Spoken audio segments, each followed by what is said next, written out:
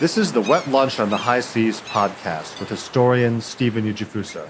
Business, history, and culture with a nautical twist.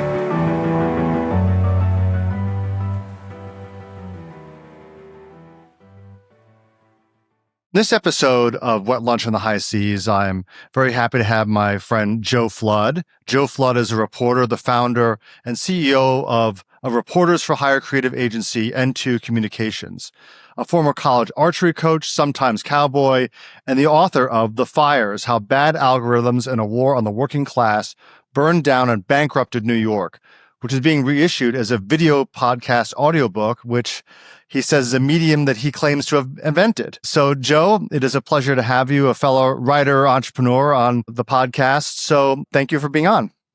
Thanks for having me, Steve. Which BS braggadocio should we get into first? Fake cowboy or inventing a pseudo social media medium? What should we? Well, let's start with your childhood and educational inspirations, and let's start with I guess the braggadocio started early, or maybe I'm wrong, but let's see how early it began, Joe. Great. Yeah. I grew up in Massachusetts, of a long-running masshole townie stock. I grew up in the suburbs. My mom was the one member of her family to ever leave Cape Cod. She got about 45 minutes west of the bridge, and now she's back to Cape Cod. She's recently retired in the same house she grew up in. Yeah, my dad's from Newton. He was a cop in Newton, and I grew up in a little bit in Newton, although Newton wasn't really a town you could afford to live in on a local cop's salary particularly well. So I grew up mostly in Wrentham, which is practically Rhode Island, right on the border, about halfway between Boston and Providence. I don't hear a Rhode Island accent, though.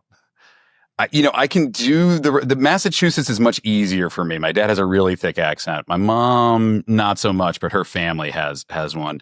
The Rhode Island one is a little trickier for me. I can kind of do it. I do have a portrait of Peter Griffin somewhere around here that one of my carpenters painted one weekend because he thought it'd be funny to put up on the wall, and I got a kick out of. I always wonder actually, like, whether I had more of an accent before I got to college and it just disappeared there because no one has accents, or if I had, or how that all worked. But yeah, I can slip into it. Friends who visited Massachusetts with me or separately are like, oh, when you do that accent, I thought it was like a jokey, crazy, over the top thing. That's just, I was at Logan and somebody asked me whether I wanted a wine or not. I have a family who live in Portsmouth, Rhode Island. The gentleman who married my dad's first cousin is from Portsmouth, went to the Abbey, and man, does he have the accent. Oh, yeah. In a good way.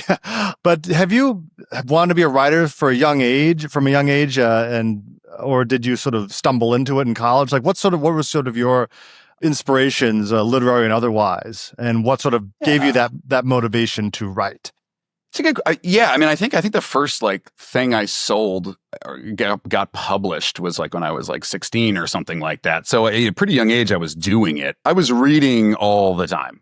As a kid. It was basically playing sports, watching sports, and reading books, and a little bit of TV. We would sometimes have cable TV. So when we had cable TV, there'd be like a 3 months, for cheap kind of package or something like that. And I'd have MTV for for 3 months or something like that. I'd watch a lot of TV then. But otherwise, I was mostly always just reading a lot as a kid. And so, yeah, I think the idea of, doing that became sort of plausible at a certain point because I'd been seeing it done, I suppose. Not physically. I didn't know anybody who wrote for a living growing up or anything like that. But I don't know. It's weird. It's just funny. When you spend a lot of time reading, these characters become characters. I think it's even more prevalent these days with podcasts and things like that, which are, quite literally like a voice inside of your head.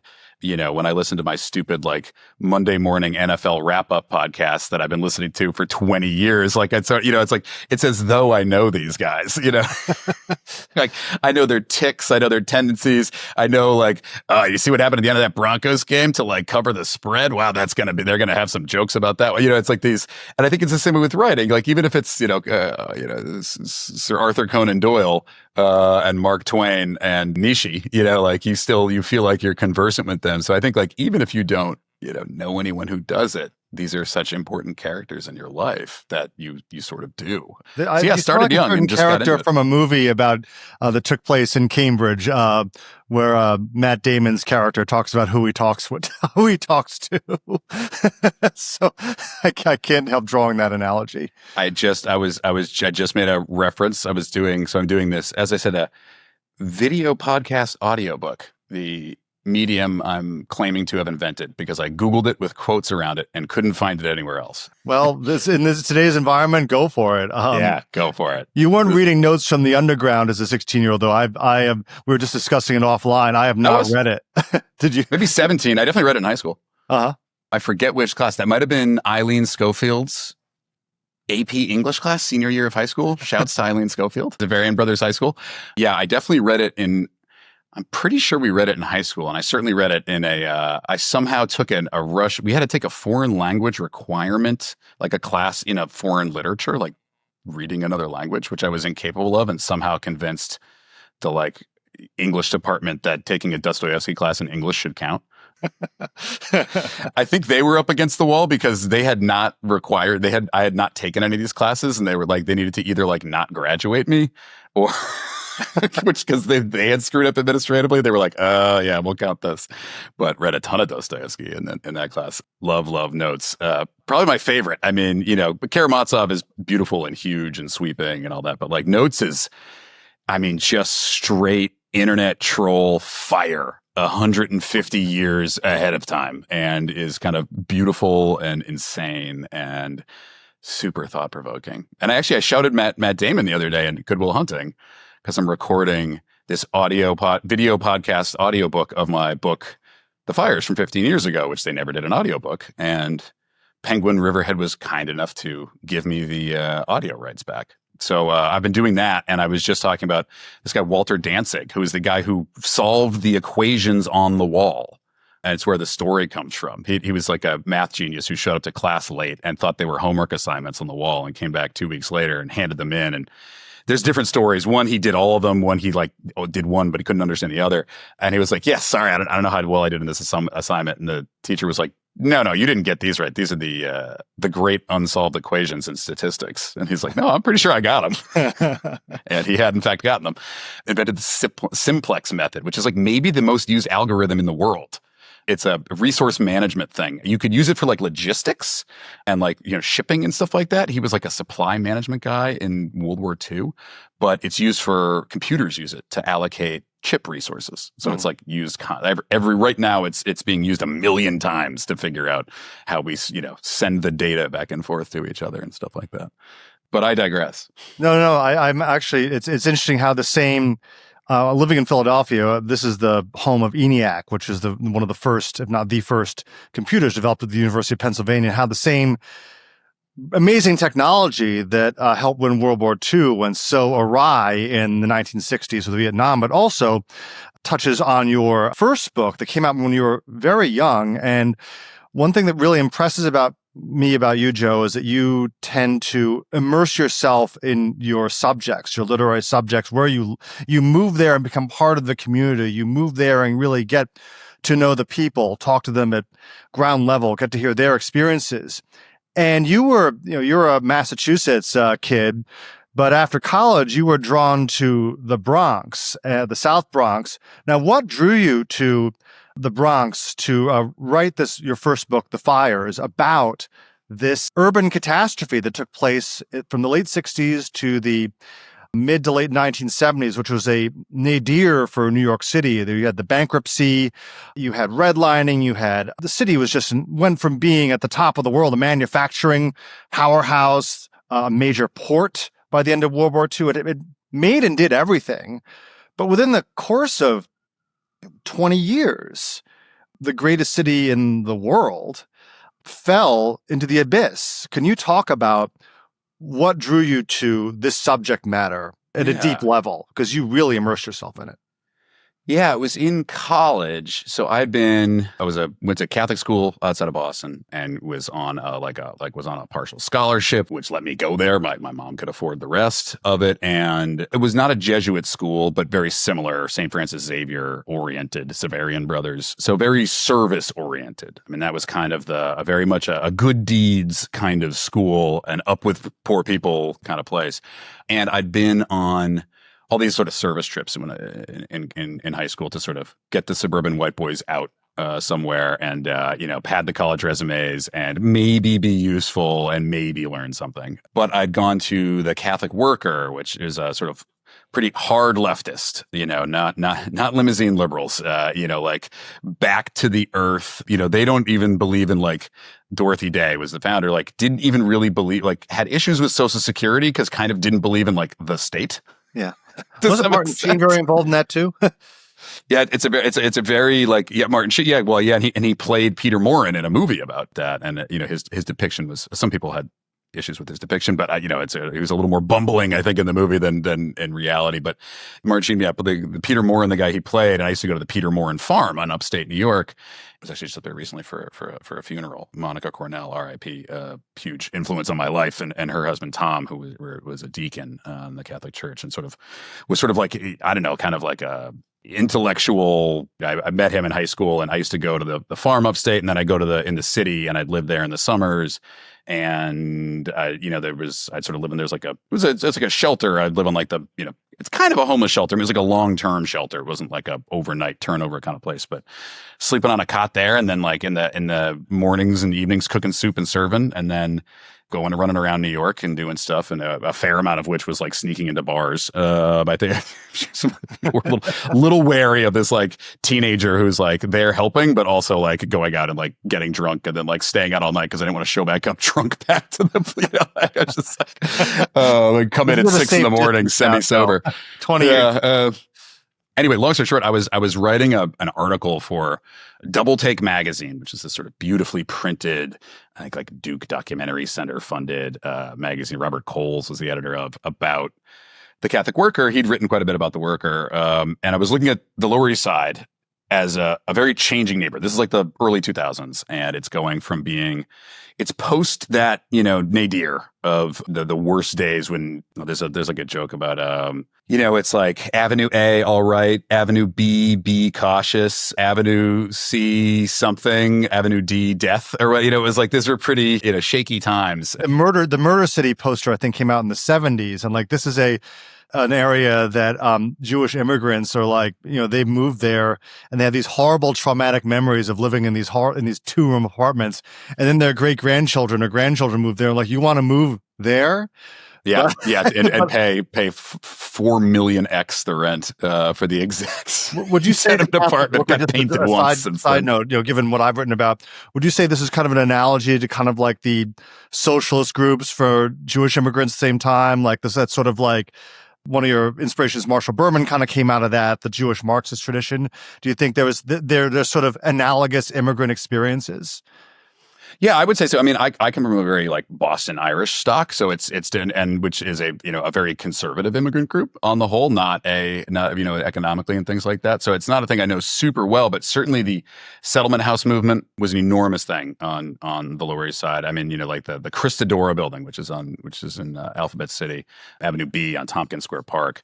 That was where I believe like the Gershwins learned to play piano there. And it's a sort of like storied place which was set up to sort of stabilize and urbanize and, get the poorer classes opportunities, whether that meant like enough food to get by or a few bucks for rent, or, what really the ones a lot of them focused on was educating the young.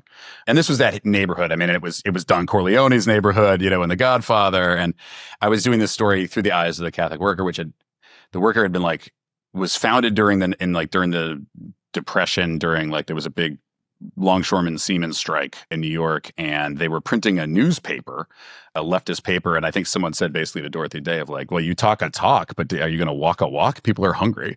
And so she started serving soup And it became like a very, they still have a paper, but it's a very service oriented place. And so I was look at this neighborhood from the 1930s, where it is a poor but upwardly mobile neighborhood. It's an underpaid, overworked neighborhood.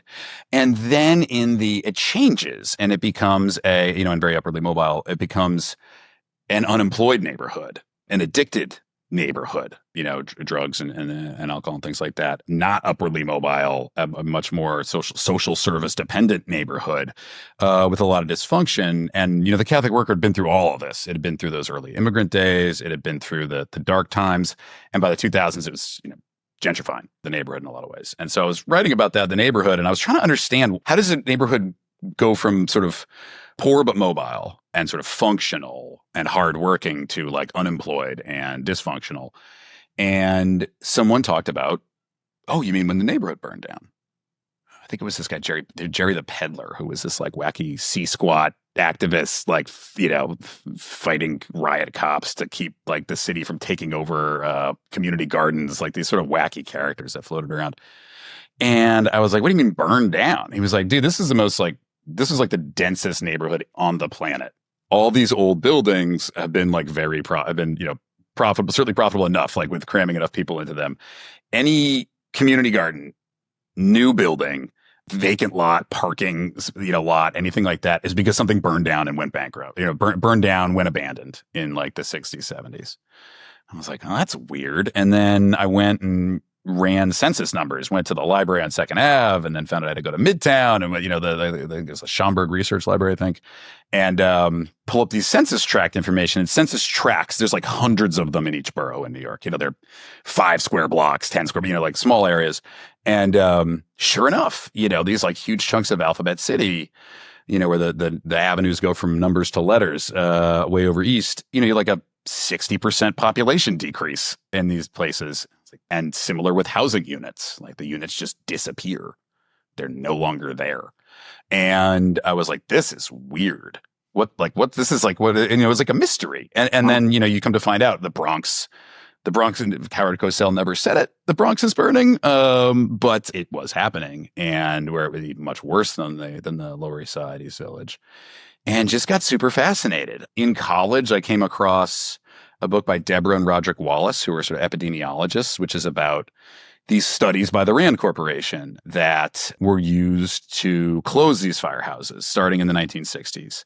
And didn't really know much statistics at that point, but like really kind of damning, indictment of a lot of what they were doing statistically, just as bad stats. Not even a sort of like, this is immoral, but it's just like, this is just wrong. Like, it's just not the way you do statistics. And started digging in and trying to understand all this. And then, spent about like 10 years writing the book because, there's a few things that happen, that with the city burning down, the city actively closes down fire department. That's fire, engine companies, ladder companies, fire marshals, all kinds of different units. About 50 of them from 1968 to 1975. Even well before the fiscal crisis, actually, they start doing it. And it is pitched as really efficient. You'd never think that closing that busy fire company was actually good. But through whiz-bang statistics and counterintuitive modern management techniques, we found it's a great idea. And it wasn't. They closed incredibly busy fire companies. The serious fire problems were turned into, sort of fire epidemics. The companies that were around, I was just looking at one of them. One company, it lost its share. It was two fire engines in one house. And they closed one of them, and the fire engine that stayed quadrupled the number of fires it fought in 2 years. A 4x. And I mean, these are the busiest companies in New York City, which also means the busiest in the world, kind of by far at this point. Just sort of terrible. I interviewed Michael Lewis once, and the journalist, and Moneyball, of course, is one of the great stories of, counterintuitive number crunching, upending old ways of doing things. And the nerds are the heroes, and the crusty old scouts are the sort of non-heroes who have these old bad ideas. And I interviewed Lewis when The Big Short came out, and he was talking about how they're kind of like flip sides of the same coin books. The Big Short is about what goes wrong when you trust in the numbers. When the numbers tell you something counterintuitive, it can go really, really wrong. And Moneyball is about how it can go well. And those are both realities. Like, I love whiz-bag statistical techniques. I had a baseball coach in middle school or elementary school who used on-base percentage and not batting average. Because he was like, what do I care? You hit a single, you get a walk. What does it matter? And whoever had the highest OBP that's who hit first. That's how we organized the lineup, well ahead of Moneyball. I always loved this stuff, but it can go really, really badly. Well, especially if you don't understand human nature or if you're often not on the ground, because often like numbers will tell you one thing. And I think if there's one thing I've learned, a lot of things I've learned in my time as a writer, but often like just because you're a nerd doesn't mean you're a good guy.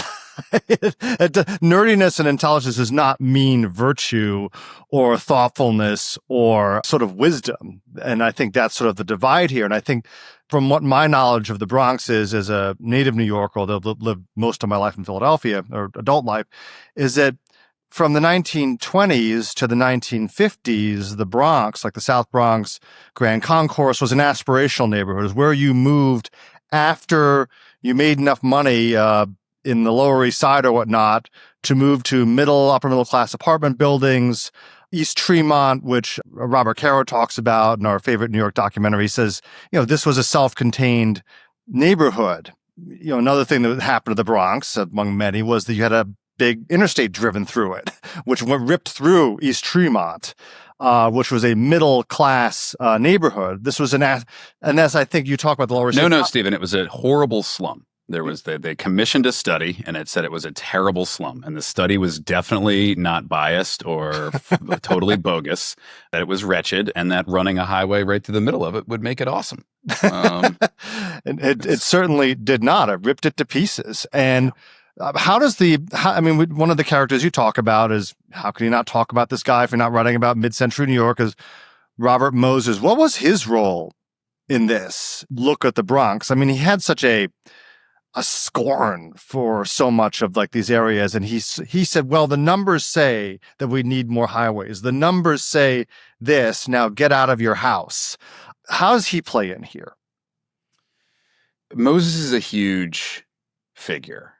I think one of the things that's important to remember, though, is that he is not the one guy thinking these things are good ideas.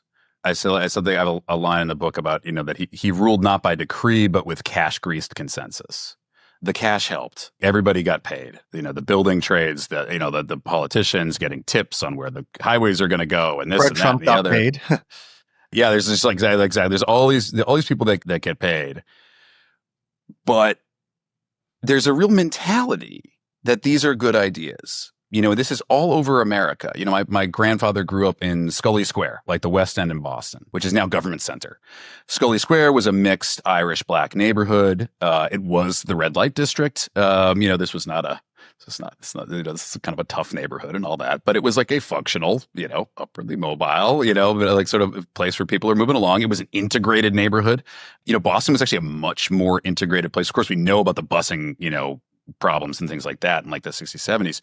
Boston was actually a much more integrated city than people realized before this era.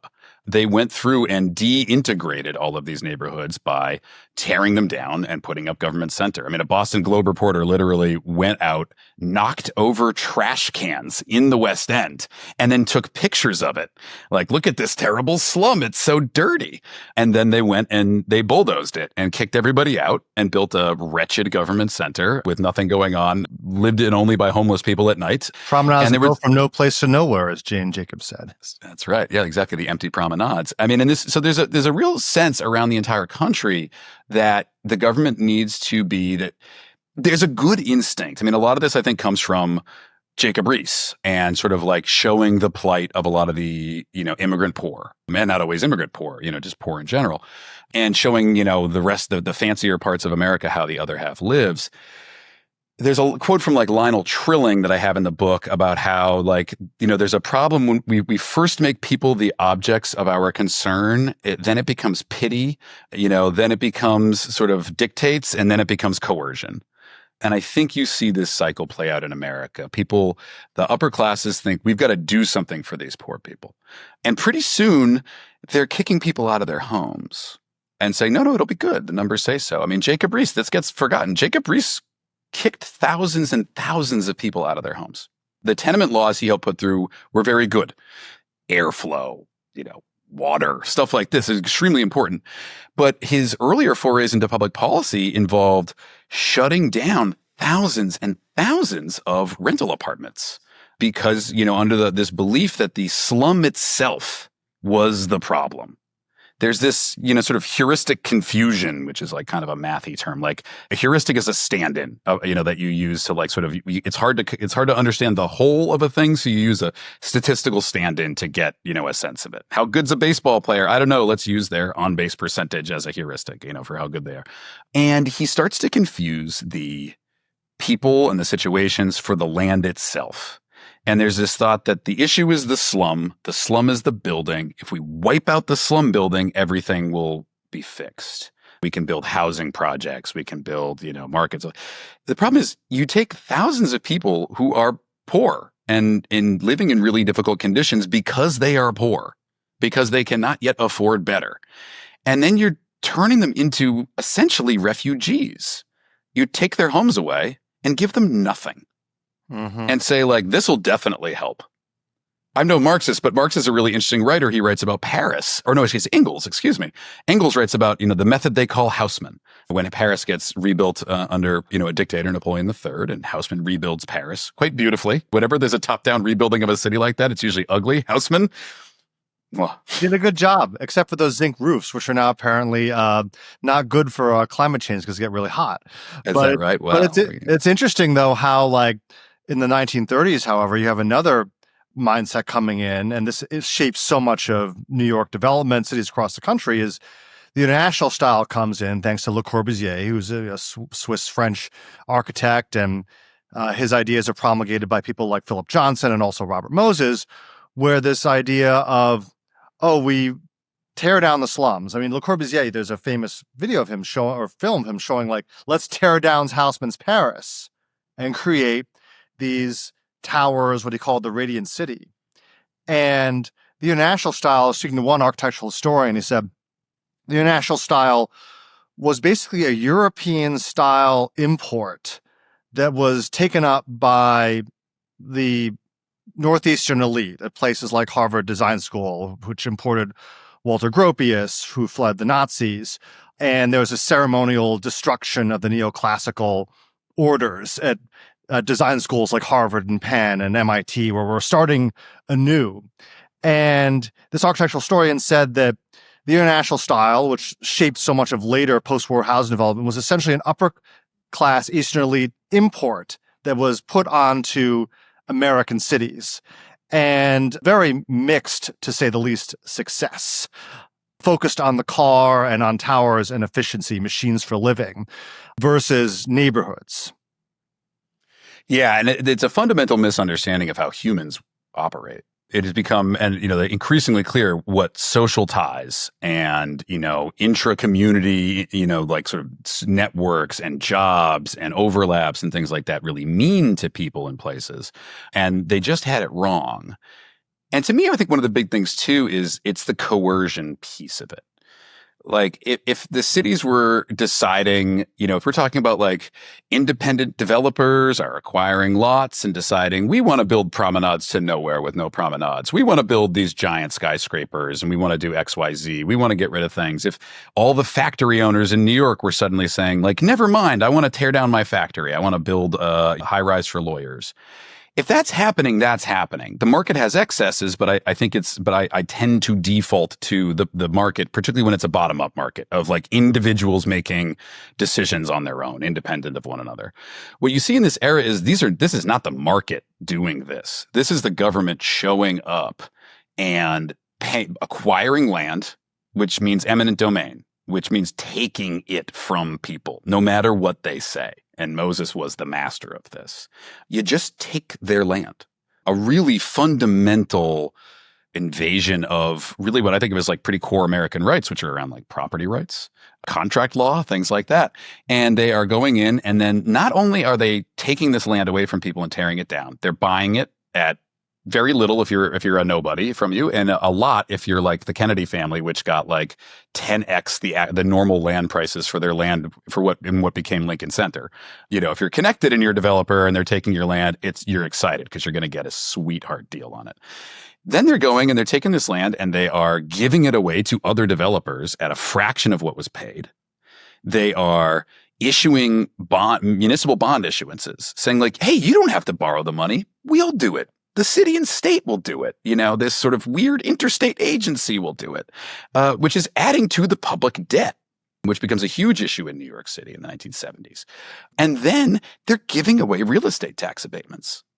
New York City goes essentially bankrupt in 1975, and it usually just gets blamed on liberalism. New York had too many poor people, and New York was too generous to those poor people. There's a little bit to it. There was certainly like welfare fraud and things like that happening. They were real issues. But like what they failed to mention is that New York City went from being, it was 72% of New York City paid full real estate taxes in like 1950, 1955. By the mid 70s, only 60% of New York City was paying full real estate taxes. You're talking about wiping out 10, 15% of your entire tax base or real estate tax base. And in New York City, that's the predominant tax base. Governments are not a business, but people would like them to be. And so let's use business terms. If you're a company and you just decide to wipe out 15% of your revenue, you shouldn't be shocked that you're going bankrupt. New York City's welfare rolls in this period actually rose more slowly than the rest of America, as did benefit increases. New York was not, there was no massive jump in what New York City was spending on poor people. There is a massive jump on what New York City is not collecting in real estate taxes because of things like Stuyvesant Town, which I was just doing. I was recording some book stuff the other day. Stuyvesant Town, the old gas house district. They took 11,000 people's homes, 500 factories and other sort of working facilities, schools, churches, all these things, wiped them out. They bulldozed 40 acres. I mean, and 40 acres in New York City is an enormous, enormous amount of land. They kick all those people out, all these working class, mostly Irish, Jewish, Armenian folks out. Then they go to the MetLife. They give them the land for a fraction of what they bought it for. They give MetLife enormous tax abatements. It's not really paying real estate taxes in any sort of normal way. And then MetLife says, great, we're going to build housing, and it's going to only be for middle-class whites. Do you think there was an actual kind of scorn for industry in the 50s Yes. and 60s? Because New York, we forget about that. Today, we think about New York as a financial center, a creative center, but it was a port in the mid-1950s. You had not just ocean liners pulling up along the Hudson, but you also had break bulk freighters pulling up there. You have the whole on the waterfront culture. You have, the proverbial, schmata factories, making clothing in the garment district. They made everything. And you have all these little ecosystems going on. Do you think there was this kind of like on the part of a certain class of people, just kind of like this was there? And I feel like I'm going on a limb here, like an ick factor, or we're sort of beyond Yes. that, or 100%. And I don't mean to be like cast too many aspersions or whatever, but I think you can imagine the monocles falling out as people catch a whiff of coffee being ground on the streets, and and then there's a slaughterhouse near where this happens and that happens, all these things. Like, oh, I think that's a real thing. I mean, I'll personalize a little bit. It's a little bit like people who have a distaste for hunting but eat meat. It's a little bit like, I think we saw this in the 90s, where it was like, it started then and really continued of like the idea that like by outsourcing all American manufacturing, there's no longer a stinky smoke, stack somewhere. Well, the smokestack is now just in a different place. And there's even more smoke as the goods are being shipped from China to America as well. It's this distaste with having to deal with the realities of where you get your food, where you get your clothing, where you get all these things. I mean, as you said, New York was I believe one of, if not the biggest producers in the world, certainly in America, of textiles, of food, produced food, of beer, actually. New York was like the biggest beer city in America. All these things happen. And then New York City closes the port in Manhattan, and they do it to build the World Trade Center. Yeah. Well, also containerization. That's a huge It's a huge thing, and this was going to happen. So for those who aren't familiar, break bulk shipping, which is like, on the waterfront, like big burly guys getting on there and hauling boxes full of stuff and rolling barrels off onto the docks and all that. And then you go to shipping containers, and shipping containers, we all know what those are. People build clever houses out of them and things like that. You can take a shipping container, you can fill them up, you can stack them super high on these huge container ships, and then you can just have cranes that come by, grab it, swing it, drop it directly onto the back of a Mack truck, and it drives on out. And you don't have to uncrate and do all this processing and all this stuff. It's a much more efficient way to do these sorts of things. Containerization was coming, but it wasn't like New York's, like the Port of Manhattan was suddenly not working. And because of the massive competition of these more efficient, container ports that needed more land. There were no container ports. They shut the Port of Manhattan before there was a container port, because the first container port in the world is Elizabeth, New Jersey, where they moved the Port of Manhattan to. This was the first one. This isn't a case of Google like laying off some traditional search engineers because AI search has gotten so successful these days. This is Google shutting down its entire search engine to start an AI search engine that doesn't exist yet.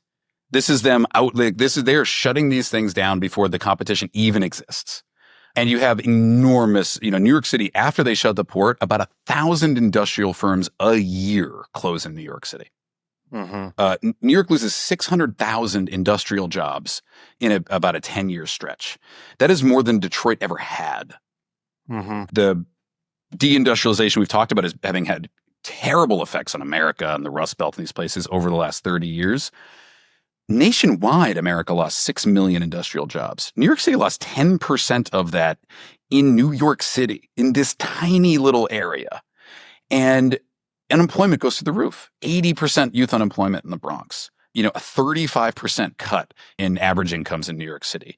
A million people on welfare in the 1970s. New York City is actively destroying these jobs.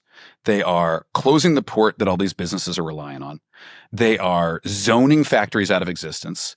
They are bulldozing them to build Metro Tech, to build the World Trade Centers, to build all these places.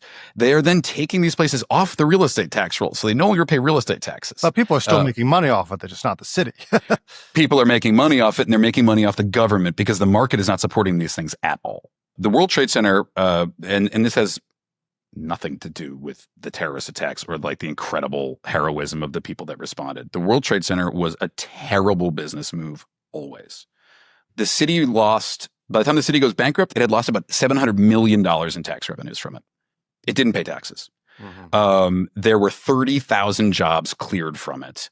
One of the largest food markets in the world, the Washington Square Market, wiped out. The Radio Row, the electrical retail district, and electrical manufacturing district wiped out. People talk about Soho, Tribeca, which became these sort of empty, neighborhoods, and then the fancily educated artists move in, and it's a great rebirth. And it was before that, it was a mess. Well, the reason it had only been abandoned for a few years. The reason was because Soho and Tribeca were factories, largely for a lot of it for Radio Row. There were all these little electrical assembly plants and things like that. Some of this business actually moves to Hong Kong and Taiwan. Right before the birth of the personal computer, might have been good to have America's primary electrical manufacturing district still operating, but might have been kind of useful to have that. These are really bad decisions, and they're paid for with taxpayer dollars.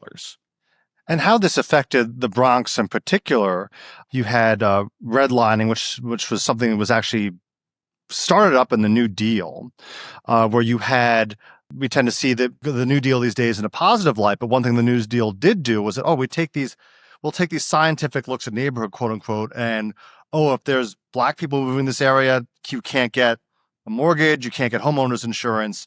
And that really accelerated by the 1950s. And you have this thing going on where you have the first wave of immigrants that came in the 1880s through the 1920s, when the immigration laws basically shut out people from Southern and Eastern Europe.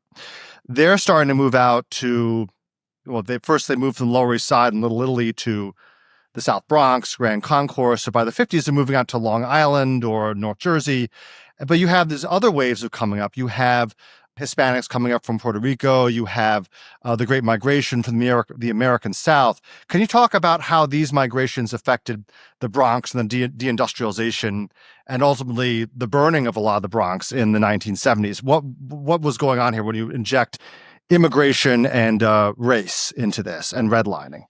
Yeah, I mean, so New York has always been a fraught ethnic mix, right? Like you read the histories and there's always, whenever a new group shows up, everybody's like, these Irish, God, just drunk and violent, and the women are throwing away their babies in the streets. I mean, these are things being written about. And, there's some truth to it because the Irish are a particularly traumatized group of people. I mean, most of Ireland disappears in 20 years in Ireland. It's like, 20, 30% of the people starve to death during the potato famine, and the rest migrate. They're showing up on these coffin ships with horrendous mortality rates. And the Irish are in a tough strait when they come to America. But they, like everybody else that comes to New York, they come to New York to go to work. And they're able to. They dig the Erie Canal and the subway tunnels and things like that. Certainly I think you were one of the best working historians on Jewish immigration to America. And I think that that the same deal there. They're doing things and each group ends up in different sort of trades and things like that. Start off with a push cart selling whatever on the Lower East Side. And that was trauma, like let alone getting kicked out of the Russian or leaving the Russian Empire and saying goodbye to everyone you knew and having the Cossacks kill your family. Then you show up in the Lower East Side. Next thing you know, you're pushing push cart with cloth or all sorts of other little goods. There's I remember I read Lauren Bacall's memoirs, and she went from being her family came over from Romania, and what her family talked about with horror was not so much like the pogroms in Romania, but like, Grandpa Max had a push cart, and they'd always say push cart in whispers, like we don't talk about the push cart. it was so.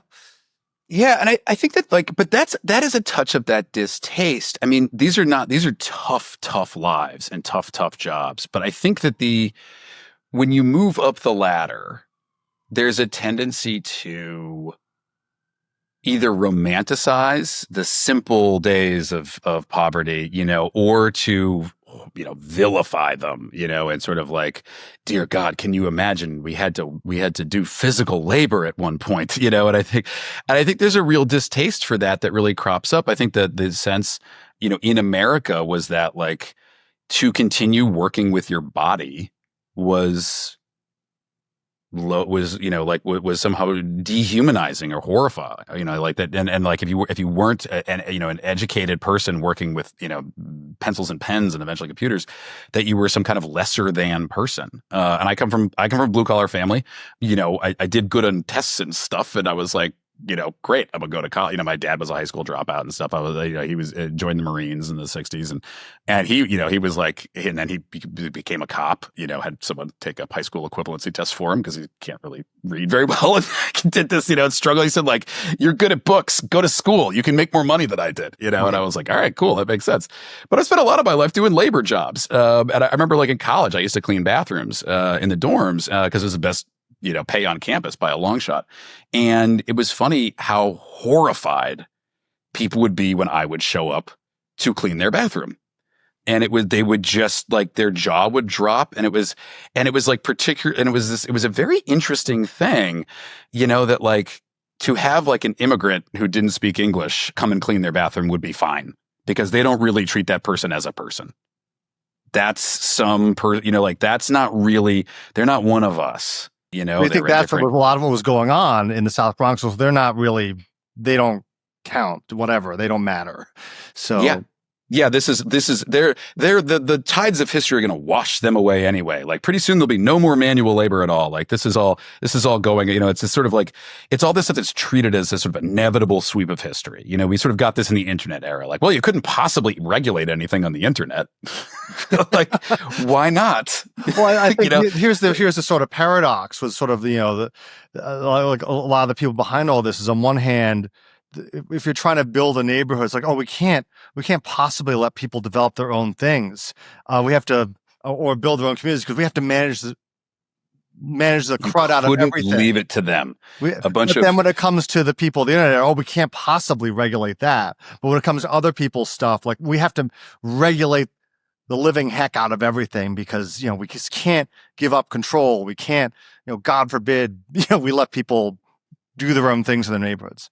Yeah, the undercurrent is very clear. College degree equals smart, trustworthy, can do your own thing. No college degree, you're a moron. We need to make every decision for you. I'm being a big sort of, like I'm hyping it up and I'm using sort of blunt language, but that is the undertone. You read these documents.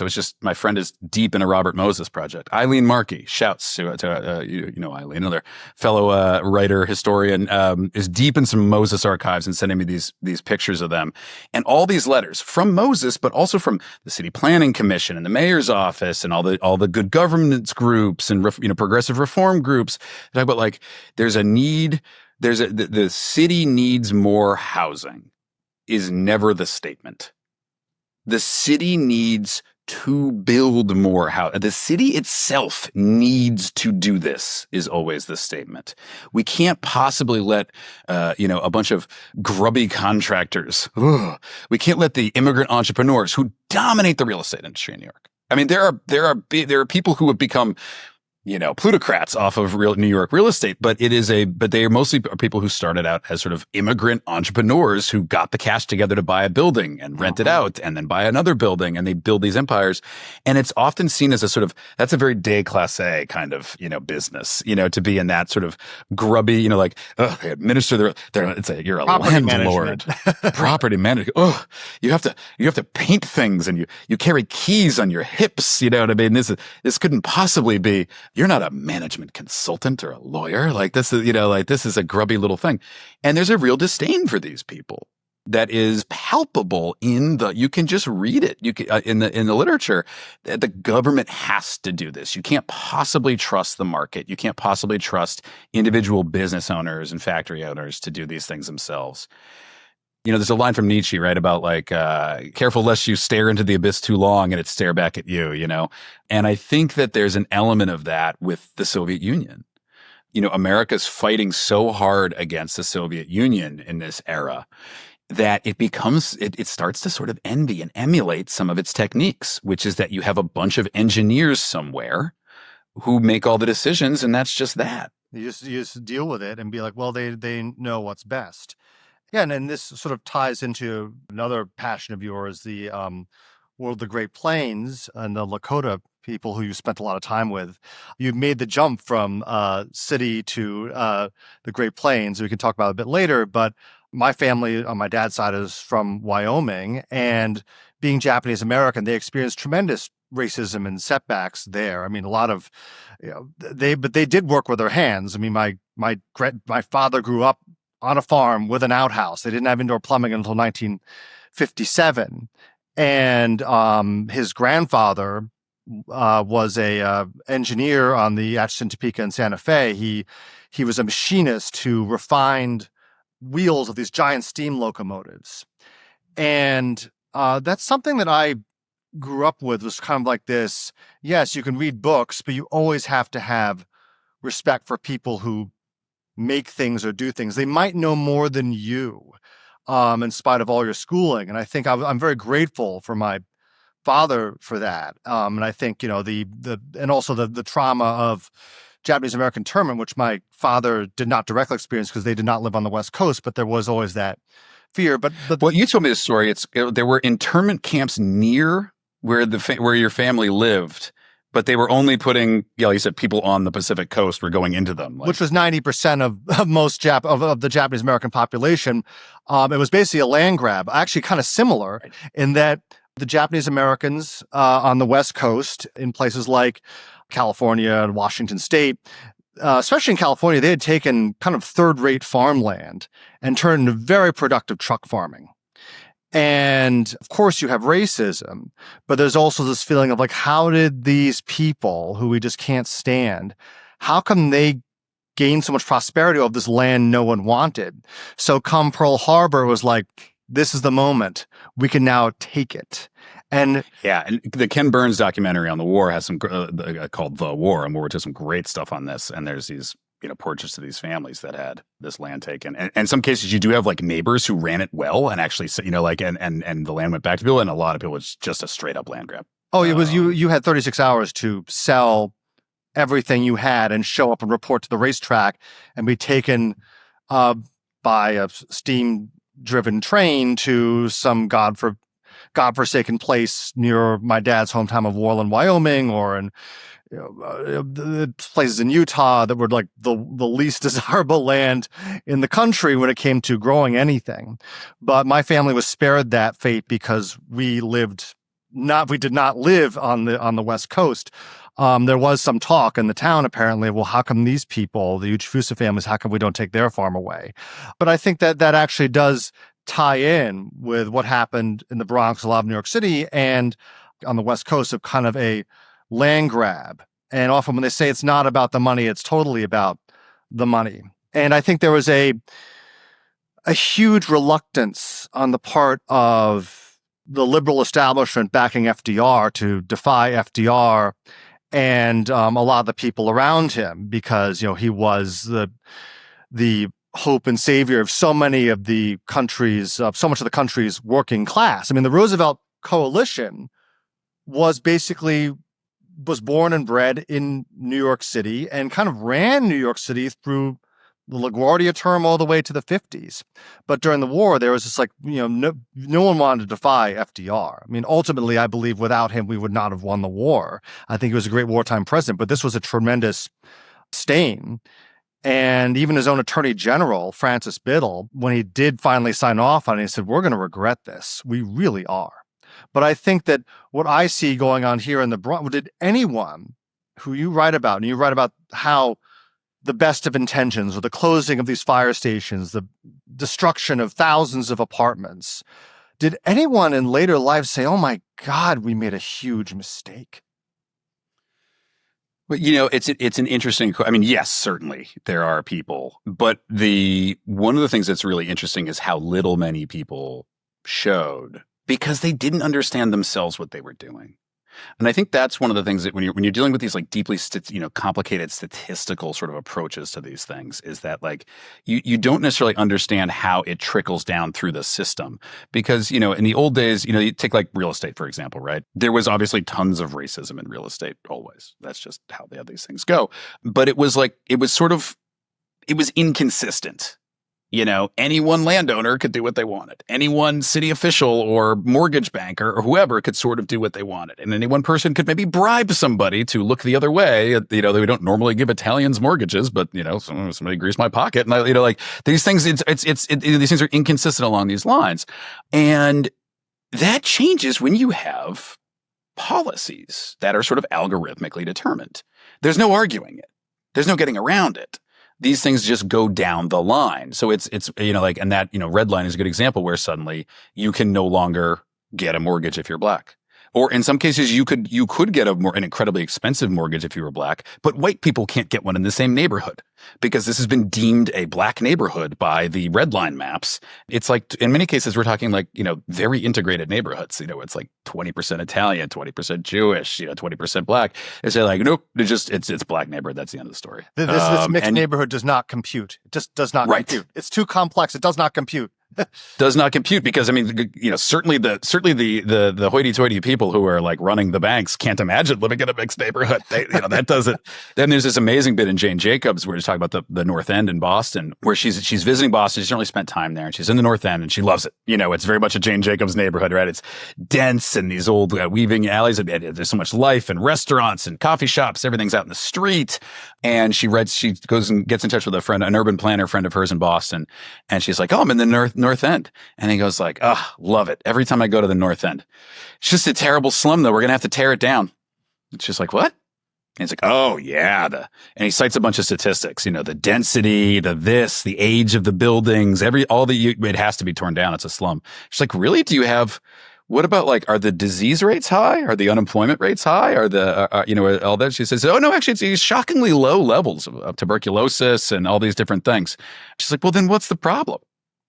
If you love being in the neighborhood and these social problems don't exist there, why would you have to tear it down? And he's like, "Oh, well, the stats say so." And they were doing this. Fortunately, the North End was saved, but the West End was not. And this happens all over New York. And it's this funny abstraction. But we see this with all kinds of policies. And, this is what happens with you talk about, did people regret this? I mean, I talked to an aide for Mayor Lindsay, who was overseeing he was the mayor of the city at the time of these cuts in the fire department. And he talked about what a great job the NYC Rand Corporation did with all these studies, revolutionary studies on how to manage cities, which included closing all these fire departments as neighborhoods were starting to burn and then went into full conflagration mode. And then he also talked about all the great work he did in some of these neighborhoods that were burned out in the 80s to rebuild housing. And I said, you close fire companies in that. I cited him the fire companies. I was like, the Rand studies closed these things and then the fires got way worse and then you rebuilt it. Did you ever think that maybe if you just left the neighborhood alone and not close the fire company, you wouldn't have had to rebuild it later? And his mouth kind of went agape. He was like, I never really thought about it like that, but I don't think, it was like, how could you not think about it like that? But, lost in his little world, the connection wasn't made. And I think the important thing, and I think this is a thing we have with a lot of activists, it skews, I think, a little more liberal, but it goes both ways. It's another kind of heuristic confusion. Are you looking to help people? Or are you looking to look like you are helping people? Are you trying to assuage your own need to feel altruistic? And I think that when you are isolated from the communities you're trying to help, when you only know them from with the plain's eye view of an overhead housing map, when you only know them as algorithmic entities, statistical problems to solve, you are very likely to screw that stuff up. And that's, I think, what happens a lot of times is that you will tear down the North End, even though the time you went there once, it was delightful, because a bunch of stats tell you it has to be bad. No one living there says so, but your stats do. And that isolation, I think, is where you get it. Michael Lewis had a great line when I interviewed him that time. I'm writing 50 pages trying to get at this ideas. And he says, the problem with statistics is not when a anecdotal field, an arts and letters, instinct, experience kind of field is exposed to analytics for the first time, to hard numbers for the first time. There's enormous gains. There's so much low-hanging fruit to be had. And really smart people come to the fore because they're using the math as another hard way to think about complicated problems. The issue is when you use the numbers as an excuse to not think about how complicated the problems are. When you use the numbers as the numbers say so we're just doing it. That's that shift in that moment is where you have the big problem. And I think that's where, and it's a thing that we see all over society right now. And I think we always will, as long as there's, algorithms and technology and then actual reality, there's going to be a gap. And people who only know one side or the other are going to make mistakes. I also think that there is among a lot of, people we went to school with, is that there's a tremendous fear of managing the boring. And a lot of life is just boring. A lot of life is just trying to, when you start off as a writer, writers like you and I do, are like, oh, we're going to change the world and we're going to live, and then you realize a lot of what you do, the writing business or getting clients or just sort of, it's kind of like running a carpentry shop in many ways. And you're just kind of trying to keep things going. And I think statistics and high-level analysis, on one hand, can make you seem very glamorous. But also, I think that there's this lack of how do I just deal with the boring, nitty-gritty stuff? And a lot of what happens in, say, manufacturing is, from an academic standpoint, kind of mundane. But if you don't master the mundane, the business fails. I've done work for a family-owned firm in Philadelphia. It's been around since 1864. It's been in the same family. They manufacture bolts, construction bolts, carriage bolts. And I look at this family, and they start off as Irish immigrants. And by the second, third generation, they're going to the Wharton School. And if you look at what the Wharton School originally was set up for in 1880, it was set up by a steel tycoon, a gentleman named Joseph Wharton, who was known as the Quaker Duke. He controlled Bethlehem Steel. And you look at who went employed Taylor. Yeah, exactly. Yeah, no, I mean, the original management consultant. Yeah, and Bethlehem Steel was a massive corporation at the time. but yeah, but you look at who attended the Wharton School through the 50s. It was often people who, the sons of guys who owned small to medium sized factories. And they were trained to learn the nuts and bolts of business and accounting so they can go run the small family factories in like Northeast Philadelphia or New York, or these manufacturing firms you talk about in New York City. I mean, we're not talking pipeline to Goldman Sachs. We're talking nuts and bolts, literally stuff. Yeah, literally. But yeah, I mean, also what came out of Philadelphia is scientific management. Frederick Winslow Taylor, who, yeah, I mean, he was the guy who, I mean, he actually lived not too far from where I'm living. And he was someone who reduced workers to cogs in a machine, to statistics. And he was also came out of that other tradition of scientific management, of not wanting to be at the ground level. He didn't see, what actually he didn't want to see, I don't think. But I think he would have done very well at the Rand Corporation. Yeah, well, I think there's also an element. This is why Plato would have banned the poets. I think in the Republic, right? Plato talks about it. No poets allowed. Like they're out of here. They're a destabilizing force. I think this is. I think like this is maybe one of the reasons why is that when people confuse artistic ambitions with any other walk of life. I think in some ways the creative is some of the highest ambitions in many ways for a lot of people who've, sort of from comfortable backgrounds and things like that. And I think that like this is one of the problems with the urban planners. It's one of the only art forms that is forced upon a society. And I think that that's one of the big differences, that you are trying to grapple with these big, fancy, abstract ideas and ideals and reshape things and let's revolutionize this stuff. That's like super cool when you're doing it on canvas or on paper or with, music, audio, like whatever it is, because no one's really losing. Maybe the old style of jazz loses because the new one gets pop, but like we're not talking about like destroying people's homes, and creators are megalomaniacs. They have to be, right? Like, it's writers, certainly, because we control everything, right? And it's no different in film. It's no different in all these places. Architecture and urban planning, and then this kind of industrial planning, is one of the very few places where an artist can force their vision on other people. And, it's one thing to make a crazy movie. People can see it or not. That's up to them. You don't have a choice when someone comes in, bulldozes your neighborhood, and puts up a brutalist building. That is, and maybe it's a very pretty building. Who knows? But like, don't knock brutalism now. I'm kidding. It's gotten very hot. Yeah, I can't stand it. Back, anyway. Baby. Now it's become very chic. The 70s is chic again. It's now become a period. Everything that's old looks good. I mean, that's kind of the reality, right? Like that's the thing. Have you ever looked at any really, really old building and thought like that's hideous? Like that's so like I mean, I'm sure like 200 years from now, maybe brutalism will be pretty to everybody. I think it's like anything that stands the test of time has something to it and looks kind of cool and interesting. So one day the old Whitney Museum will actually be people will be beloved, but beloved, but no, not just the roof deck. Yeah, but and I think, and I also think that like you talk about composers like if you look at you look at someone like Bach, who wrote this some of those transcendent music of all time, man of deep religious faith, but his music is mathematically brilliant, it's spiritually brilliant. But his day-to-day, he was a working church musician who was complaining that these people wouldn't pay him for the funerals that he performed at. Where's my bill? Or I took this job. I thought I was promised this much, and then I got paid a third of that. And I have all these kids to support. There's not a whole lot of deep writing on terms of that survives of his own thoughts. It's mostly like complaining about the business of being a working musician and having to write.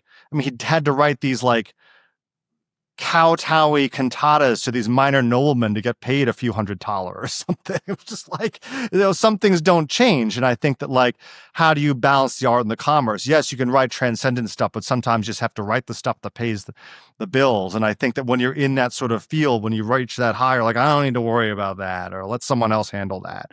But the visionaries and dreamers are dreams turn into nightmares very quickly. And I think the tech world is a fascinating place for this because, the tech world has incentivized and made a lot of money off of incentivizing people who are thinking way outside of the box, these sort of like visionaries that are imagining all these different worlds and things like that. And it is, and often not incentivizing people who can like run a profitable business that pays its bills on time and takes in more money than it puts out. And I think that's like, so that's a world where you see this sort of, these sort of constraints. And sometimes it is these genius visionaries who like make this leap. They might not be fiscally responsible. The books might be half cooked, but they like manage to get it across the line, and this massive technology change has happened and it works. And it's like super, and it's a good thing. But just as often, actually much more often, I mean, I think a private equity firm only needs to be right like 1 in 20 times, or excuse me, a venture capital firm only needs to be right like 1 in 10, run in 20 times to make money, because the returns are so enormous when you do. Is that like more often things fall apart and the business goes under. The visionary is a visionary but not actually, able to run this business, or the world isn't ready for this idea, or something like that happens. And that struggle is fascinating. And I think this is where, one of my big concerns is when you have too much power concentrated anywhere, dumb ideas last a lot longer. Mm. And I think that's the big thing and I think that is like in a lot of my writing and things like that, is that like dumb ideas are going to happen. And in some ways they're a good sign. They're a sign that people are thinking big. They're trying new things. A lot of people, some of the best ideas are from people who failed a bunch of times and learned lessons from it. What the concern though, is that you get into these like sort of existential problems before the learning curve catches up. And when you have totalitarianism, where you have, where like a lot of the great, sort of cities that were these sort of like single planner cities, right? Like St. Petersburg, Brasilia, exactly. They're built by dictators. Versailles, and they're the palace and city of Versailles, built by a dictator. Right. People go to Paris. Exactly. They don't go to Versailles to see the city of Versailles. They go there just to see the palace. But it is kind of if you look at it from overhead, it is kind of a sterile. Inside it's not sterile, but the outside is kind of this geometric thing all arranged around the king's bedroom. Yeah, exactly. And, spent so much money on it that, shortly thereafter, the kings are no longer in France. Like our St. Petersburg's a great example, right? It's built to be a seaport, right? The problem is it's built on a swamp. That's the access to the seaport. And people are dying in droves as they're building it. And Peter has the ability, because, Russia has a very sort of serf, which is not essentially a slave, they don't have control of their own lives. He's just forcing people to send serfs to work, and like most of them die every like 6 months or a year as they're digging the ditches and things like that to build this city. So if you were a Russian boyar, your beard would have been cut off too, because that would not have been. If you had moved to St. Petersburg, he was lopping off people's beards, saying that's too old world. Anyway, that's right, very old world. But he'd done the tour of England and he'd done the tour of Europe. These beards are sort of backwards. You need to keep up with the times. But yeah, like these things are done. And I think that like, America has had no shortage of bad ideas, but what America has tended to be in sort of like the world historical sense is pretty quick to step back from bad ideas. And I think that like, that's one of the great strengths. And in this period in America, there were a lot of bad ideas in this post-war period because business and government were so intertwined in many cases, no one came in and said like, this is stupid. Mm. Many people are making too much money and everyone's getting their ego stroked. Yeah, I think that's exactly right. And like, there's I think after World War II, there's a really interesting, I've been thinking about this a lot. I was watching the Ken Burns Vietnam documentary recently, and it is shocking how much everybody knows that it's a pretty unwinnable war. From very, very early, Kennedy knows this, Johnson knows this. All these people know that this is not a particularly winnable war. The Vietnamese have been fighting any invader for 1,000 years. Like but they can't say it. And they just lie over and over and over. There is this, the greatest generation in its post-World War II aspect. There's something about a complete willingness to completely lie to the American people and say the exact opposite of everything you know to be true. That is complex. Maybe it's every generation's like that. I don't know. But like, that's the thing you really see. And there is this sense that these are terrible ideas and everyone knows it. And people somehow feel powerless to stop them. Powerless to be honest and try to do something about these terrible ideas, because everyone seems to agree. Well, Democrats, Republicans, everyone agrees. People will say, well, this time is different. This time is different. We've surpassed this. We've advanced so far that we don't need to worry about, these things that came before us, these people came before us. I think it's just an overall lack of humility, which we're seeing on so many fronts right now. Some markets and technological financial solutions, Stephen, are so efficient they can only go up. Only go up. Yeah, what could? Yeah, unsinkable stocks. That's a thing, right? They'll get from England to America in no time flat, and they'll be unsinkable, no matter what's in the way. Yeah, it's just, I mean, that's a real, and you kind of want that a little bit. You want that if you think about this, and I think about a lot about people we're sort of evolved to live around 50 people or something like that. Mm-hmm. It would be Lakotas would call it Tioche Paye. It's like the traveling band. Our brains are built for that. You want an insanely optimistic hype man, hype woman, right out there, who's really gung ho about no, I swear, dude, we can totally kill buffalo. I've got a way to do it. You want this lunatic, and a lot of them end up killing themselves, over this, getting gored by a buffalo or whatever it is. They're no, you can absolutely. That grass, that kind of grass, you can grind it up and whip it with water and throw it on a hot rock, and you've got this. It's delicious. You want these crazy hype people pushing society forward. You just want to not bet the entire farm on them. And that's where that balance getting out of whack is really the thing. And I think that's, and balance is the oldest of values, but the least popular. You know what I mean? What do you mean it have to have constraints, I think? Or what do you mean there's, but I think that's for other people. Yeah. All the other plutocrats in history, they needed to be constrained.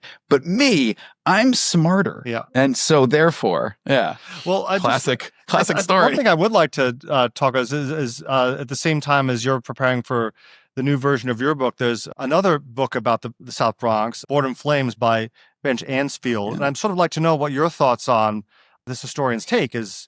Got it right here. Yeah, they say that this was more a case of organized arson than what you say in terms of bad computer programming and the best of intentions. Can you speak to that thesis?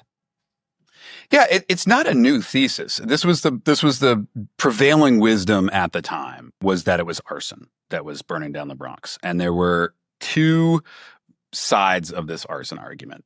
From the left, the argument was that it was landlords, that they were doing this for insurance money. And, that was often more than a hint of anti-Semitism in that involved. In the Bronx, the landlords tended to be Jewish. Jewish lightning was the term that was used amongst people to say that it was landlords doing all of this. The other argument on arson was that it was tenants. You could you would move up the list to get into public housing if you were burned out of your apartment. There was money made available by the Red Cross and places like that for people who, were burned out of their apartments. Both of these things happened. Both real. This happened. There were people that lit their own apartments on fire to get social welfare services. Not many, but there were some. There were landlords who did this. Maybe, probably more. It's all documented.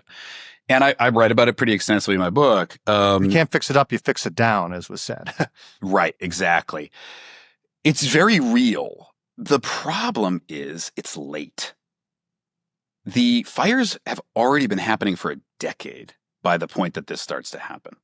You look at the numbers, and I ran the numbers. I interviewed the fire marshals. I talked to the firefighters. I talked to the people, talked to the people that worked in real estate and all these sorts of things. Before you get arson, you get the massive unemployment that undergirds all of this stuff that comes from intentionally, getting rid of factories and industry. That comes first, is that people don't have money to pay rent. They don't have money to fix up the apartments. And redlining, you can get the loans to fix the roof and things like that, because the neighborhood has been deemed low class, low quality because, there's black people that live there. There's Puerto Rican people that live there. Then you get normal fires that are not fought appropriately because the city is slashing fire services. They're kind of reaching that stage around 50 or 60 years old when things begin to go wrong. Yeah, exactly right. These things start to happen, and you need upkeep. So yes, by the mid-late 1970s, 1974, 75, 76, arson shoots way up. But until 1974, the official numbers are less than 2% of fires in New York City are deemed arson. Those estimates are low. The fire marshals had been slashed. The city did not investigate much of any arson at all. And a lot of firefighters wouldn't bother putting suspicious if they based on a fire, they wouldn't bother. So those numbers are low, but they're not that low. And by the late 70s, the fire department is really the Red Caps program, this really the huge increase in fire marshal hiring. And the city is incentivized, the fire department is incentivized to say, yes, suspicious, because it means more money for the Red Cap program, more investigations. Maybe they'll stop setting these fires and I don't want to, respond to these. And it gets up to like 7.7%. And that certainly is higher in many neighborhoods. But what comes first is people stop investing in the buildings. They stop paying their real estate taxes. You have, and the conventional fires are because you have things like, if the landlord doesn't get oil in the burner, which is very common because this is also the oil crisis time, the OPEC boycotts, people are using space heaters. Space heaters in the 1970s. Ovens sometimes. Very often ovens. Yeah, exactly. Well, if it's connected to gas, yeah. Which it might not be. The building hasn't paid its gas bill and they shut it off. You have people like literally using like rigging up their own sort of wood stoves and things like that, and like opening a window and setting fires and like charcoal fires and things like that. You have way too many people. Overcrowding is actually one of the first. You can find there's interesting studies on this. When you got above 1.5 people per room in an apartment, fire rates skyrocket because you just have that much more flammable material around. You have people crammed in. You have way too few, too old electrical outlets with too many plugs into them. You have all these things and the rates go way up. And then the city stops. The city starts cutting these fire departments. And so what you have is a massive increase in response. Response time is sort of the key stat here. A fire that you get to in, say 5 minutes, maybe it burns out a room. You get there in 6 or 7 minutes, it might burn out the entire apartment or the entire floor. It might spread to the entire building. Bushwick was the worst neighborhood for this because they have what's known as a common cockloft. They would build these entire blocks across by one developer.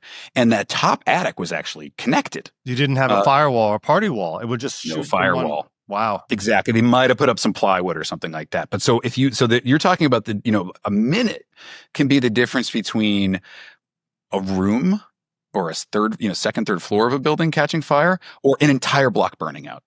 And you have this sweep of fires. Tom Von Essen, who was eventually the fire commissioner under Rudy Giuliani. He was a president of the union and was a firefighter in the South Bronx during this period. I was asking about the arson, and before he said, "Oh yeah, arson, big thing."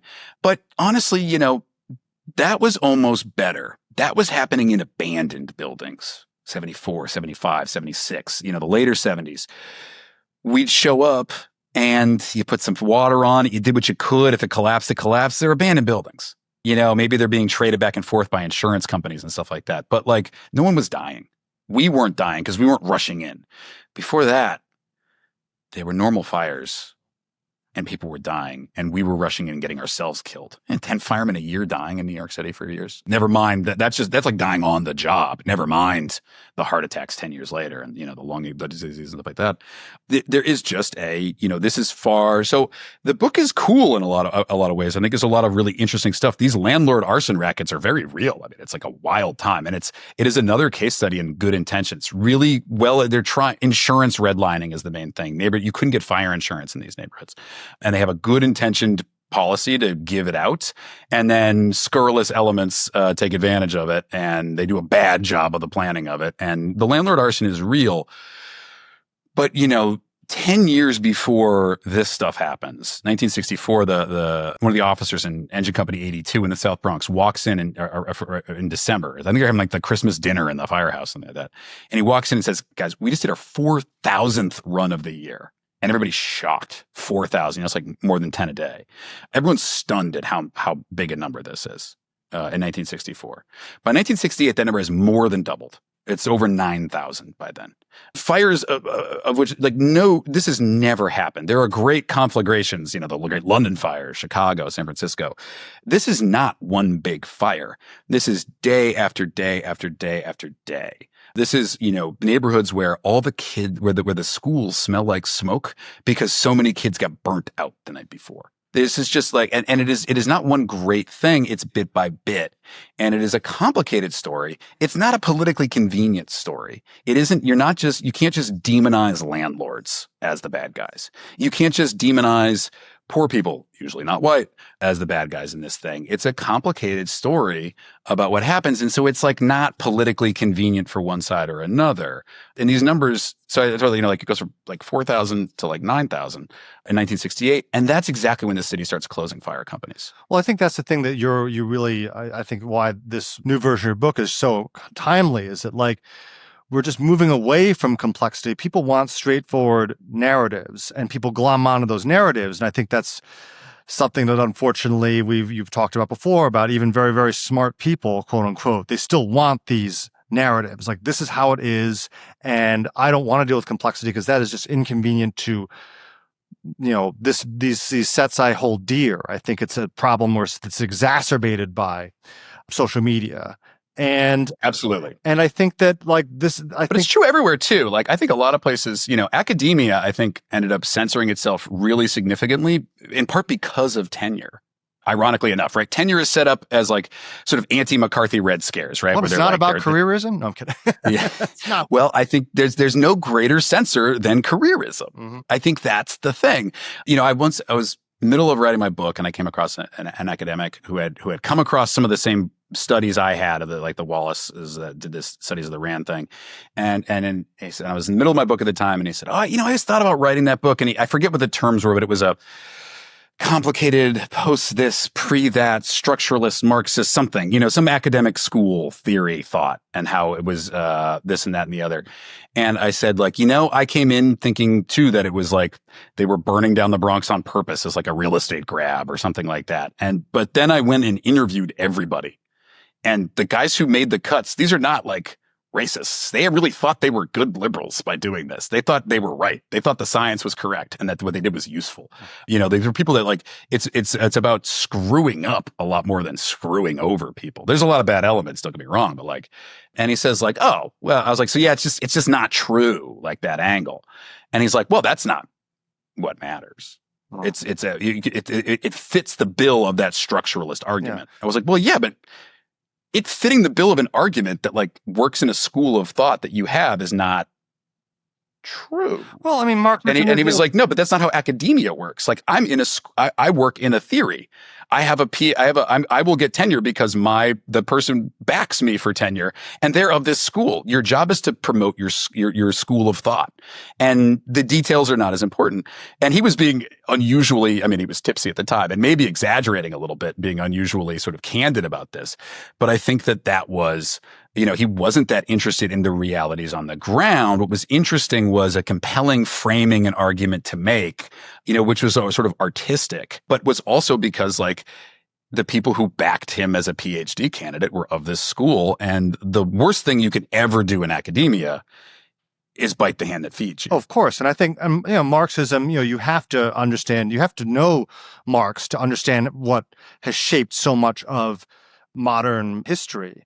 But I think the temptation is it becomes like a religion. It not becomes just a thing to study, it becomes the thing to study. And I think that's the sort of trap of a lot of people who are in often elite settings is, well, there's the one way to do things.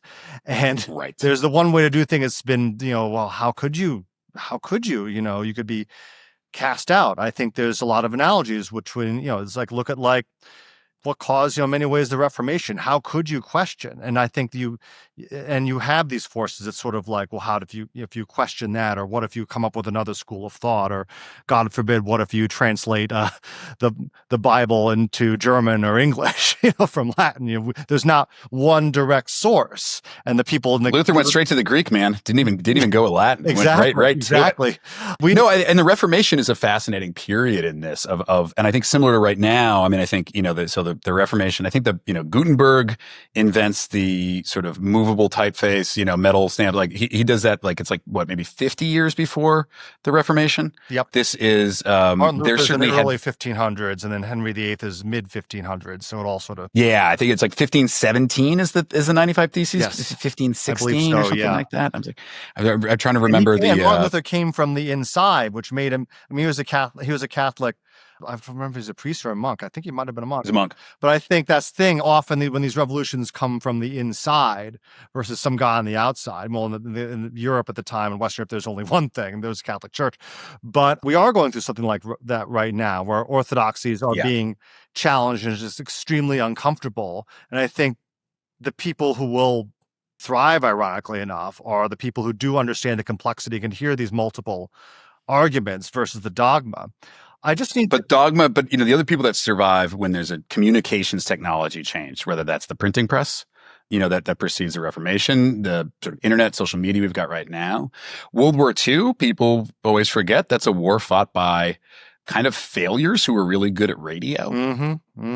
Churchill was kind of a failure before World War II. Certainly as a military leader. And, he was sort of on the outs. Gallipoli? No, I'm kidding.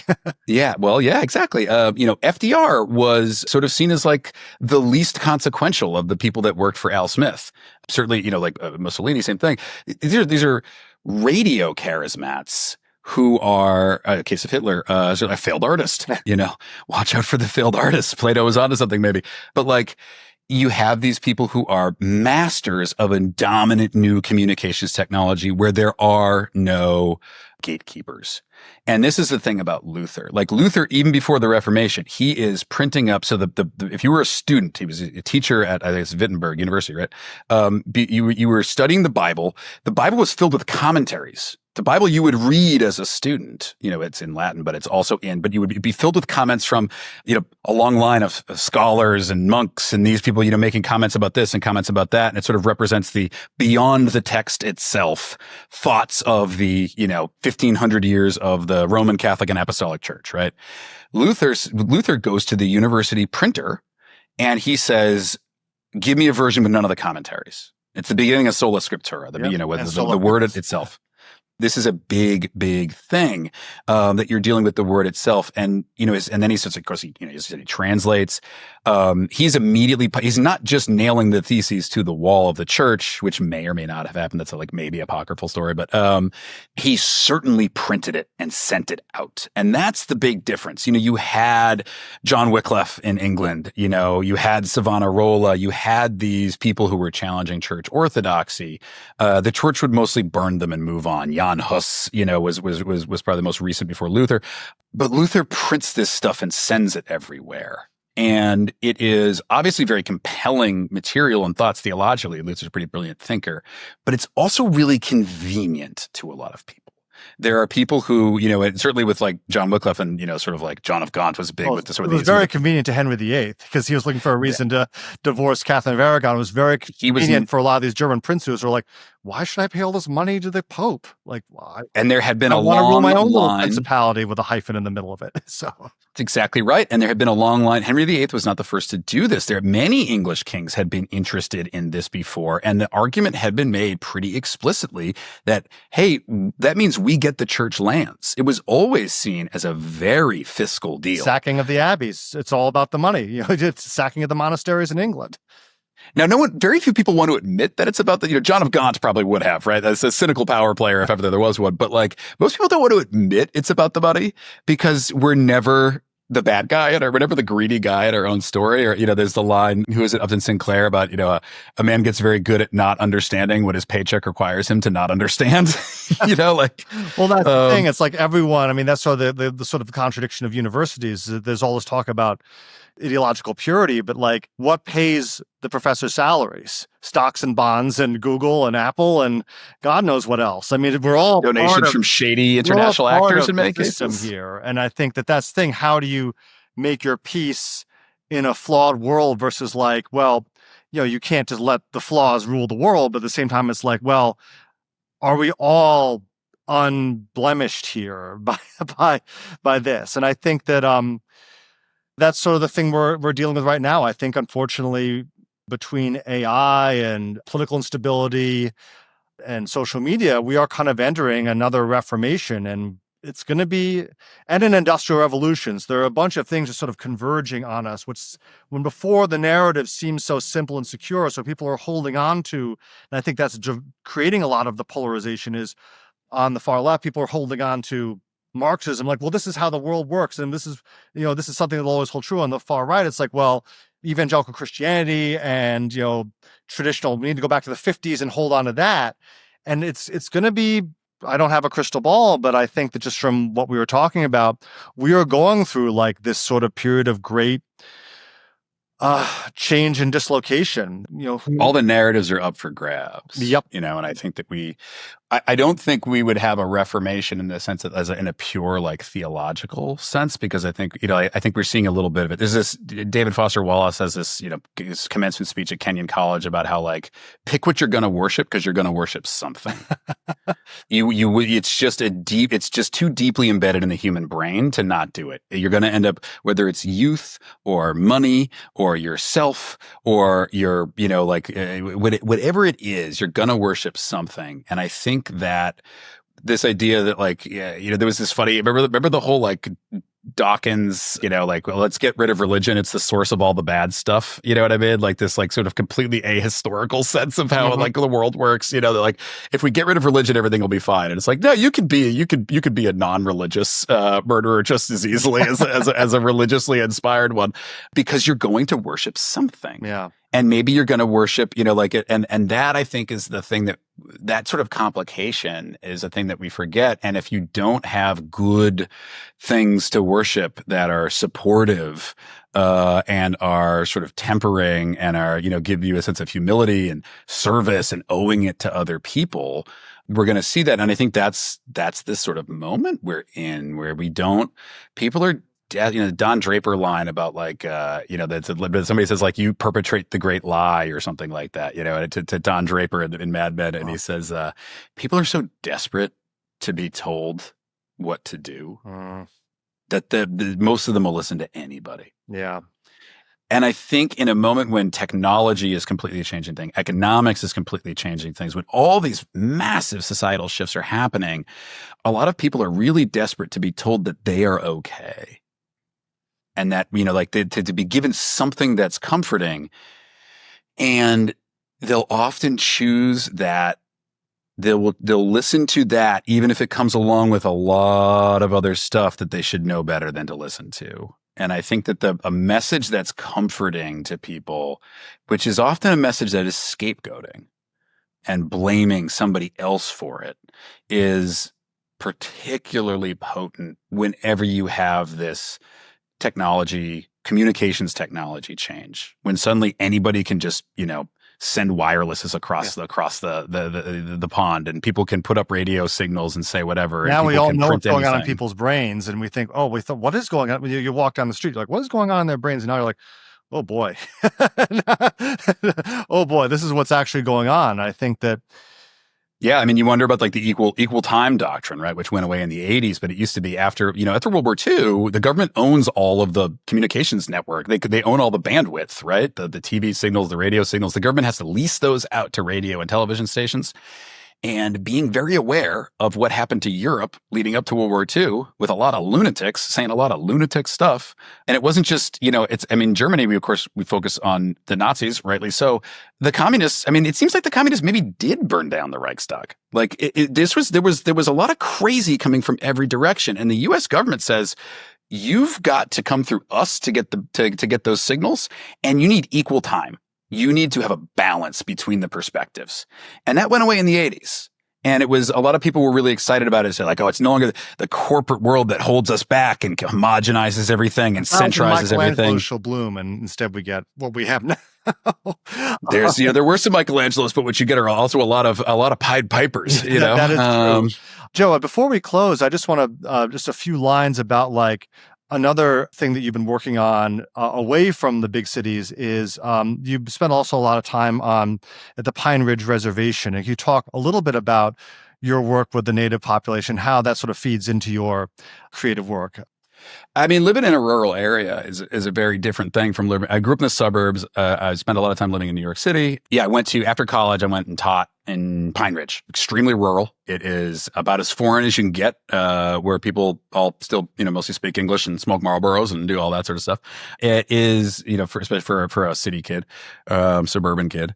I think understanding rural life is really important. I think that, I think I learned, I moved out there in 2004.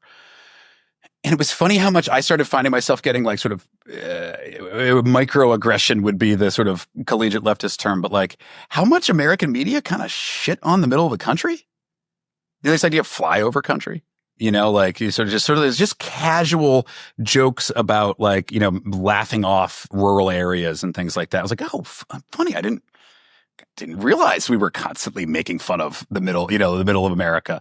That's probably really frustrating to a lot of people who live in these places. And I think that is a real, you know, you also gain so much respect for a lot of labor. You know, one of the things I've had to do is like, you know, like ranching industry is hard, man. And it's not like, and it's physically difficult, but mentally difficult and complicated. A lot of really smart people. Alone too. I mean, my grandfather on my dad's side spent a lot of time either on a tractor or on a horse, planting and pulling up sugar beets. It was lonely, hard work. A buddy of mine talks about, he called it tractor love. It's you meet somebody at, you know, like a VFW dance on Friday night, and then, you know, you meet somebody. Oh, yeah, and then the next morning, you know, you get into the tractor, you know, at 5 a.m. and you're thinking like, oh, it's pretty interesting. Bet that probably is talk later. And by noon, you've fallen in love. By 3 p.m., you've jilted each other. By 6 p.m., you hate that person you met. And then, but when you get out of the tractor, you realize nothing has happened. This is just your mind grinding away, like doing, because you're bored. Tractor love, and I think about that as a metaphor for a lot of things, you know, that like when you're outside of a certain reality, you know, like there's no new data coming in, you're just spinning. It's like a metaphor for the internet sometimes. Yeah, exactly. You know, that's, well, I mean, but yeah, it's a incredibly, but I've always been, you know, sort of blessed to be out there and learned so much from a lot of people and gotten to do all kinds of cool things. Yeah, like an archery coach. I was an archery coach at Oglala Lakota College, have met amazing people and learned all these different, you know, facets of life and learned how to, I'm okay on a horse. I'm not great. I learned archery better than horseback work. They still, if I do a roundup somewhere, like you know, for sorting season, like they people put me on 4-wheelers. My horse might freak the cows out or something like that. They don't respect my true cowboy skills very much. But you've done tremendous work out there, and like what your other work that you've done on the Pine Ridge Reservation is like a whole other wonderful story in itself. But I'm just amazed at. You know, I've known you for quite a long time, and I'm just amazed at how the breadth of your work, how you've been able to span cities, the Great Plains, and the artist life, the entrepreneurial life. And thank you for being such a good friend and an inspiration, and for your thoughts on this podcast. So thank you so much, Joe Flood. Thank you, Stephen. I've always gotten back a lot more than I gave, but you know, and plus all the indulgences I don't have to buy now, so that's very important. Thanks so much for having me, man. This is a real pleasure. Well, I mean, to lean into Walt Whitman is part of the solution to sing a song of yourself versus today's problems versus sing a song of the amorphous AI generated crowds. Yeah, that's right. Yeah, exactly. As I say, though, I think this is LaGuardia. The only solution to the problems of democracy, more democracy. Yep. Okay. All right. Joe Flood, thank you so much.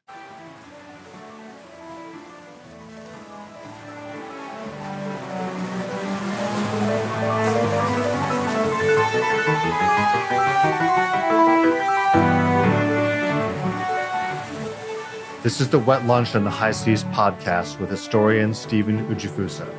Thank you for listening. You can expect new episodes every week. To subscribe to the Wet Lunch on the High Seas podcast, visit steveujifusa.substack.com.